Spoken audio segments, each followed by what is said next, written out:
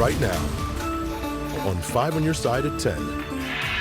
Winter weather with a big impact this weekend, especially for travel on Sunday. Our weather impact alert starts overnight Saturday into early Monday. We break down what type of wintry mix you'll see this weekend. Winter weather worries. Everywhere, we're going to see some impact. Tonight, the prep ahead of the storm to keep you safe. Justice more than a century in the making. Getting justice for Celia was my purpose. A former slave's ancestors reacting tonight to the long-awaited pardon granted by the Missouri governor. A live look at downtown St. Louis and the roads in Missouri, and in just a few days, you'll be wanting to steer clear of both and stay inside. Thanks for joining us tonight. I'm Mike Bush. And I'm Kelly Jackson. We are still some 48 hours away from a wintry mix that will have major impacts on the bi-state. Tonight, we are helping you get prepared with team coverage. Laura Barczewski is looking into winter storm preps. But first, let's get over to Weather Impact Chief Meteorologist Scott Connell, who's tracking everything from snow to freezing rain. Scott. I think there's going to be a bit of all of it around the bi-state area as we head through this weekend, specifically on Sunday. And there's a trend tonight to have a little more sleet into the St. Louis area than snow. Will that trend continue? The storm system's a long ways away. Midnight or 12 a.m. Sunday morning through noon on Monday, we have our weather impact alert. There will be a wintry mix. Farther north of St. Louis, it's mostly snow. We get into the metro area, we start with that sleet snow mix, maybe some freezing rain. The farther south you go, the more sleet and freezing rain there is and the less snow there will be. Now, you'll need extra time for travel because there will be travel troubles as we head through this weekend. The winter storm watch, expansive along the I-70 corridor from Kansas, across Missouri, into Illinois, into Indiana, and that includes along the Ohio River and along the Missouri River. And our part of the world, all of us are under a winter storm watch starting Saturday night going into Sunday and Monday. So here's the breakdown. We still think the greatest threat for ice and freezing rain south of St. Louis. Still think we're in that transition zone around the metro area where there'll be sleet and snow, with more snow at times to the north of St. Louis and mostly snow to the north of St. Louis. This storm still out in the Pacific right now. Once it gets on shore tomorrow, we'll have a better understanding of exactly where we would draw some of those lines to delineate between the heavier snow, which will occur for some spots north of St. Louis, more than a foot, we just can't say exactly where, and where we're going to see more sleet impacts. We'll do that for you in about 15 minutes, Mike. And road crews across the bi-state are already preparing for the mixed bag of winter weather conditions this weekend. 5 on your side's Laura Barczewski is just off I-64 with a look at the preparations underway. Laura. Mike, everyone from the Department of Transportation to the National Weather Service is saying if this storm goes as they expect it to, it's going to be one of the bigger storms that we've seen in the last couple of years, and they want you to be ready.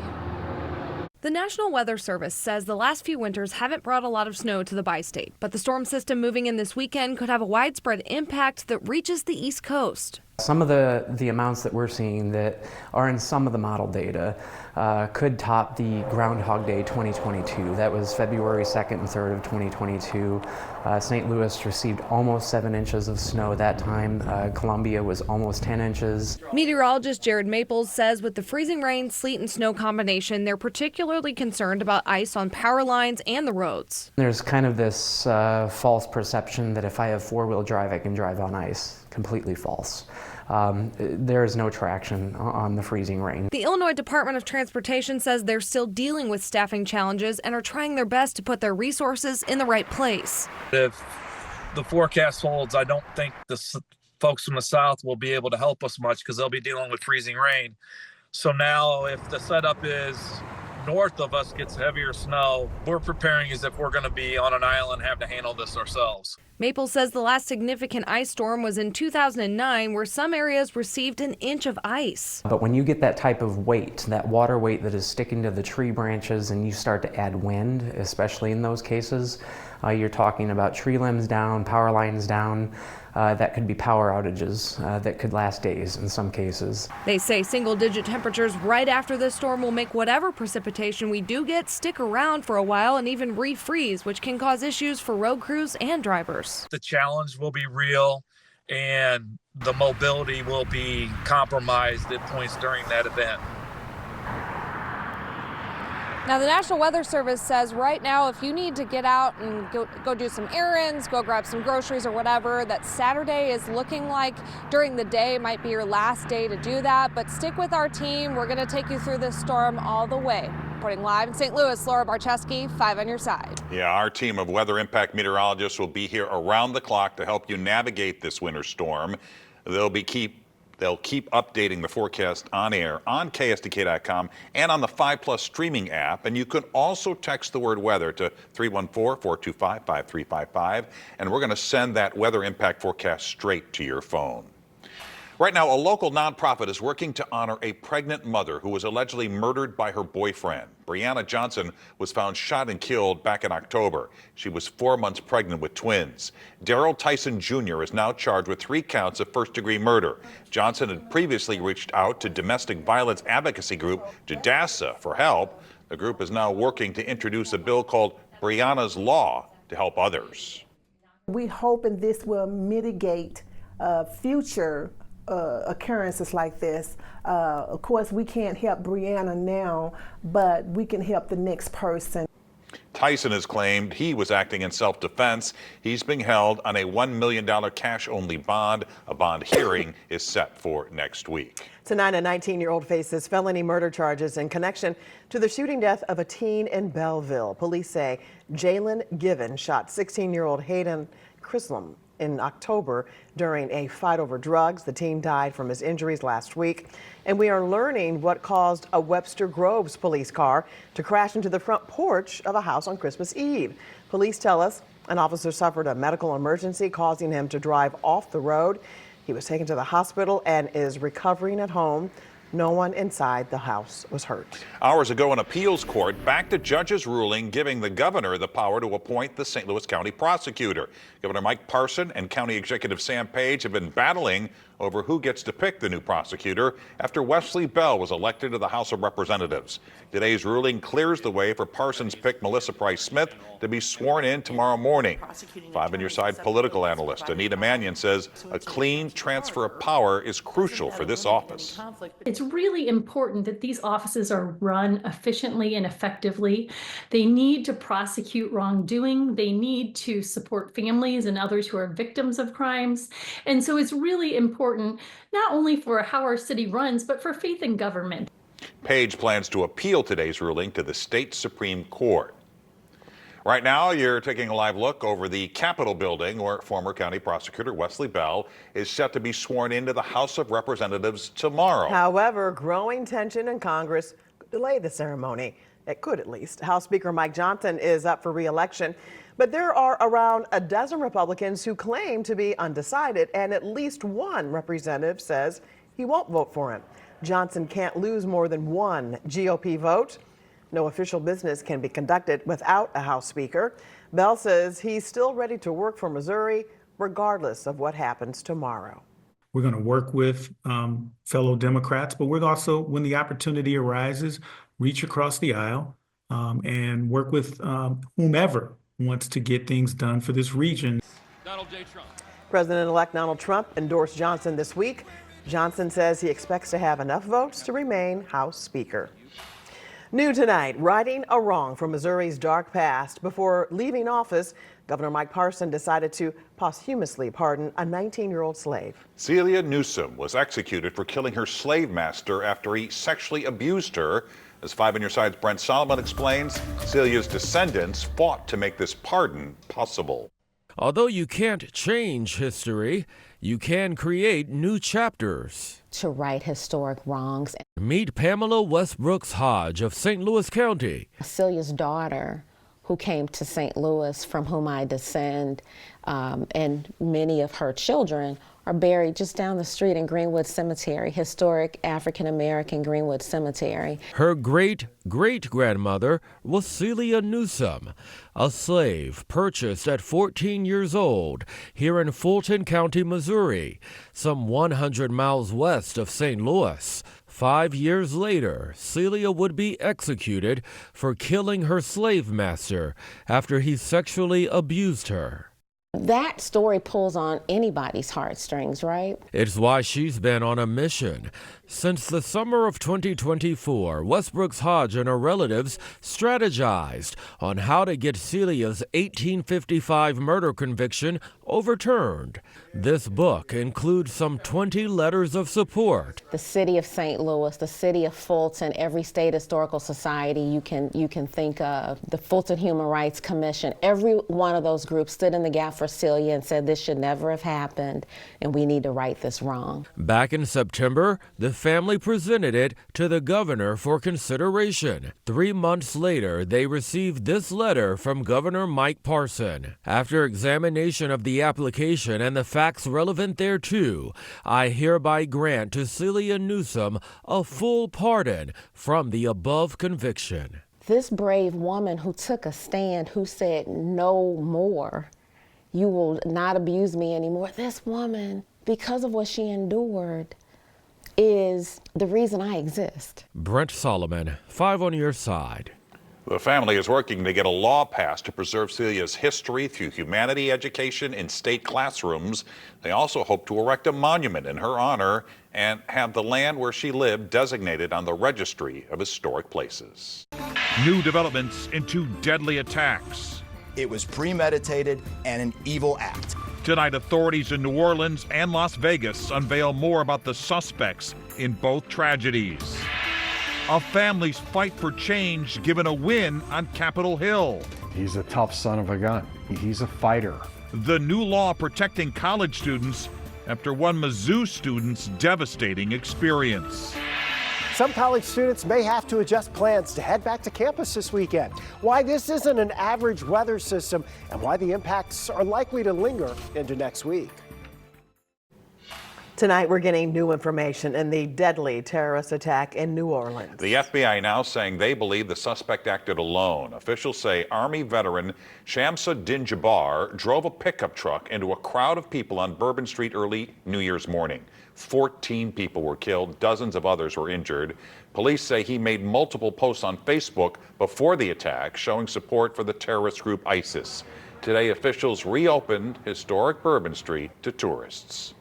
People in New Orleans are sending an unmistakable message. They will not let this attack or the attackers' deluded ideology overcome us. None of us should fear that he'll overcome us. Investigators are looking into multiple phones and laptops linked to the suspect for leads. A moment of silence was held ahead of today's Sugar Bowl football game, which was played at the Superdome. We are also learning more about an explosion outside President-elect Donald Trump's Las Vegas hotel. 7 people were injured after a Tesla Cybertruck exploded Wednesday. Police have identified the truck's driver as Army veteran Alan Livelsberger, who officers say shot himself before the explosion. Livelsberger served at the same Army base as the New Orleans attacker, but officials don't believe the attacks are connected. Officers searched a Colorado home earlier today they believe is connected to the attack. President Joe Biden signed the Stop Campus Hazing Act into law this week. It's the new federal law which was inspired by an incident at a fraternity at the University of Missouri, Columbia. Danny Santulli of Minnesota suffered severe brain damage from alcohol poisoning and was left unable to walk, talk, or see. New at 10, Raya Quiteya sits down with the Santulli family who helped fight for the law. This is a picture of Danny, his graduation picture. For more than 3 years, we just want to create more awareness. The Santulli family has persevered. You know, we're just trying to tell Danny's story. Determined to share Danny's story and determined to make a change. But we do want people to understand that this is real, this is going on, and it can happen to anybody. In October of 2021, Danny Santulli was a freshman at the University of Missouri. During a night of hazing while pledging to Phi Gamma Delta, a fraternity also known as Fiji, the 18-year-old was pressured to drink an entire bottle of vodka. When freshmen, are involved in a fraternity at the very, very beginning of their freshman year, they're brainwashed. That evening, no one called for an ambulance. Instead, fraternity members eventually dropped Danny off at the hospital with alcohol poisoning. He was unable to breathe and in cardiac arrest. His family would soon learn Danny had lost his ability to walk, talk, and see. It's always difficult to look at pictures. of the way it was, but I'm so glad we have these pictures and that we had these really good times. Danny's family is determined to share his story, hoping that no other family will share their experience. I did go to Capitol Hill with numerous families that lost their boy due to hazing. A new federal law called the Stop Campus Hazing Act requires colleges to include hazing incidents in their annual security report. It also creates campus-wide hazing prevention programs and requires colleges to publish prevention policies and name the groups in violation of those policies. This will really open up people's perspective on what they need to do prior to joining a fraternity or sorority. Like, you need to do research, and they also have to give their research to you. What does Danny Strong mean to all of you? He's a tough son of a gun. That's what he is. He's a fighter. Danny's fight is also his family's, fighting for him and fighting for change. He's alive for a reason. I think he's going to be the miracle story. It might take 10 years, it might take 5 years, it might take 15 years, but he's going to be the miracle story. In all, 7 members of the former Phi Gamma Delta fraternity at Mizzou have pled guilty to charges in the hazing incidents. The family has also settled lawsuits with 23 members of the fraternity. Chief Meteorologist Scott Connell joining us now with the weather impact forecast. A big change in store. Oh, yes. Temperatures are going down. Tonight, you may have seen a couple of sprinkles around the St. Louis area. That's because this is the opening of the door to the cold air. We have a little system, a little clipper that's slipping in right now. It's really cold up to our north and west. It's been that way for a while. We just have been getting little tastes of the cooler air, but it hasn't been all that cold here lately. Now we're going to open the door to much colder temperatures. As that colder air comes in, we're watching this energy. It's out in the Pacific. This is still over 2,000 miles away from St. Louis. So it's still got a ways to go. Once we get this on shore, we get to sample the storm system a little bit better, which will give us a clearer idea of how great the impacts will be. We know this is going to be impactful. That's why we have the weather impact alert running from 12 a.m. Sunday through noon on Monday. A wintry mix of snow, sleet, and freezing rain. Will we see all of it in St. Louis? Probably, yeah. The majority of it may end up being sleet, might be sleet and snow. It'll end as snow early Monday morning. The bottom line is we're going to need some extra time here on Sunday. And our timing of this really brings it in during the overnight hours. Here's your timeline. This is the sleet, the blue is the snow. So at midnight, we're starting to see this break out across the region.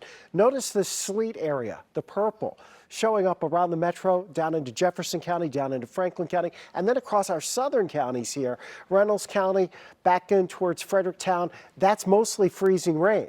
This continues through the morning hours on Sunday. Snow to the north, the mix from St. Louis onto the south, and mostly freezing rain farther to the south. And then as we head towards Sunday evening, as the colder air gets deeper, everything starts changing from the west back to snow. Is there going to be a lot of snow? Well, someplace, yes. Exactly how much? That remains to be seen. But areas north of St. Louis, there will be some spots somewhere that see more than a foot of snow. The problem we have with forecasting right now, specifically around St. Louis, is sleet is going to contaminate that snow, if you will. It's going to hold down the snowfall measurements. As far as accumulating ice, the sleet certainly mixes in with the snow in St. Louis. It'll have the same impact, but we're concerned, as was mentioned earlier, southern portions of our area may see accumulating ice on the tree branches. And when we get the gusty winds on the backside of this system, or at least during the afternoon hours as it's pulling through, we could see some of those power outages develop down to the south of St. Louis. There'll probably be a lull between the waves of moisture. So Sunday morning through midday, it's probably pretty active. Then it eases a little bit, then it picks back up. 41 degrees right now. 46 was our high today. 41's the average. We're not going to be around average for the next several days. We're going to be subpar. All right, temperatures tonight dropping back into the 20s. Look at your next 7 days. After tomorrow's 36, we're not getting above freezing again, really right into next week, through the entire week. Our weather impact alerts for Sunday into Monday. Mainly snow farther north, the transition zone with the mixture around St. Louis. And then as we look to the south, that's where the icy scenario plays out. Much below average temperatures expected all next week. So the exact amount of snowfall and sleet in St. Louis, I can't tell you. I just know the impacts are going to be about the same on Sunday. We're going to have a hard time getting around, especially during the morning and midday hours. When the precip breaks a little bit, maybe we get a little break, and then it picks back up Sunday night. But it's going to be rough until, what, Monday at noon? Yeah, I think by the time we get it to wind down and then the road crews can address it, then it starts to get better. Yeah. But it's still cold. Yes. All right, Scott, thanks. Corey is next with sports. Well, if your New Year's resolution is to watch more college basketball in 2025, I can help with that. Missouri side, Illinois side, men's, women's, we have it all covered next in sports. This 5 on Your Side Sports Report is sponsored by Onder Law Injury Attorneys. The new year brings the best time of the year for college basketball fans. Well, outside of March Madness, of course. It's time for conference play, and we had no shortage of teams in action tonight. Brad Underwood and number 22 Illinois locked in a late-night battle against number 9 Oregon. Ben Humrickhouse is going to set the tone. Look at this jam. Look out below. Story of the first half was three-point shooting, though. The Illini went insane from deep. Jake Davis has 12 points off the bench. There were 2 of his three-pointers. Tomislav Ivicic, he gets a 3 from the corner. And then Kylan Boswell is going to make the 3 at the top of the key. Illinois made 7 threes in the first half. They lead on the road 51-40 in the second half. Rayshawn Taylor and SIUE with their conference home opener against Western Illinois. Cougars got out to a nice lead. Rayshawn for 3 at the top of the key. 13-point game. 2 Taylors actually had big games for SIUE tonight. Brian Taylor is going to connect for 3 as well. Let's go to the second half. Hey, move over, Cal mascot in the stands. We got a highlight to watch. Rayshawn with the impressive drive and finish. He had 23 and became SIUE's D1 all-time scoring leader tonight. Cougars win their OVC home opener 77-66. The Mizzou men get number 2 Auburn Saturday. Robin Pinchton and the Mizzou women got number 2 South Carolina tonight in Columbia. Tigers fell behind early but battled back. That 3 from Ashton Judd made it a 9-point game. But the Gamecocks are the defending champs and looked every bit of it tonight. They outscore Mizzou by 21 in the second half to win 83-52. Rebecca Tillett and the SLU women were also down early tonight. UMass was up 20 at the half. Bills battled back, though. This 3 from Shantaria Animelli made it a 1-point game in the fourth. Things flipped the other way, though. UMass got hot down the stretch. They beat SLU 72-55 at Chaffetz. The SLU men will host their first conference home game tomorrow against St. Joe's. The Billikens started A-10 play strong with a convincing win over Fordham on Tuesday, led by the 3-headed monster of Robbie Avila, Gibson Jimerson, and Isaiah Swope. It was a 25-point conference win over the Rams, but SLU thinks there's more in the tank. I knew it would be a process. We only had 2 returners coming from Indiana State with Robbie and I, so like I said, it takes time to gel. And I felt like just from the beginning of the season to now, you know, we're figuring out our stride. And even from when we played Fordham, I don't even think that's our best us.